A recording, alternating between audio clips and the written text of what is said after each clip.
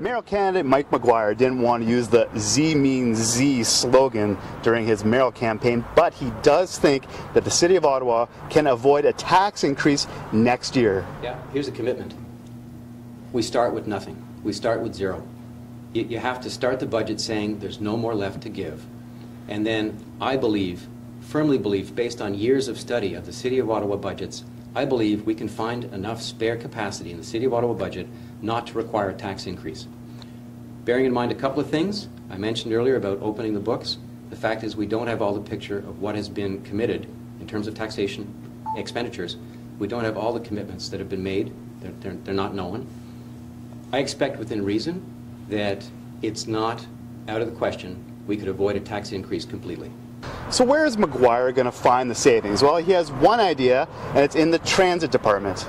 I'll just take one department, and I pick on OC Transpo because it's really easy to understand. I don't mean them any hardship. All the other departments are similar. OC Transpo, one set of examples. You talked about fat to be trimmed. $12 million for the next stop announcement system that's free on your iPhone. $45 million for the Presto card that was free from Xerox. $45 million for hybrid buses that are less efficient than diesel buses. $30 million to convert those hybrid buses back to diesel buses. $100 million for the OC Transpo bus garage. $37 million cost overrun.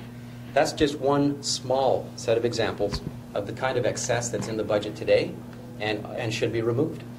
Maguire says he wants to reduce the bureaucracy at the City of Ottawa, but it wouldn't be done through layoffs. Instead, it would be done through retirements and voluntary departures.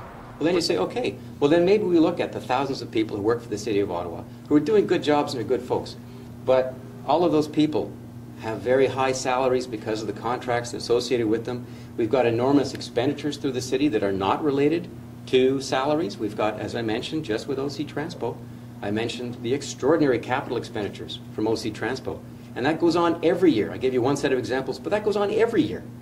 But that's where you've got to go find the savings. Instead of saying, you know, let's just jack it up another 2%, and then hide the actual cost increase by borrowing hundreds of millions later and hiding it, that's no solution. All you've done is mortgage the future. Yeah, Larry O'Brien did not do it. He certainly could have done it. He tried to do it. He couldn't. I mean, you're only one person. Well, I'll let you answer. It did not. He didn't. Well, it did not happen. Let's just say. Yeah, it didn't happen. It didn't happen, and that's unfortunate. But you know, you're presenting these things as if there was a set of options. But what I'm saying is there isn't a set of options. Those options are gone. The idea that we can continue the way we are with more tax, more borrow, more spend—that's a fantasy. That world is over. Now it's time to live within our means, and that means the people. I've spoken to thousands of people over the last 4 years. They couldn't have been clearer. Don't ask for any more. There's none left to give. For Sun Media, I'm John Willing.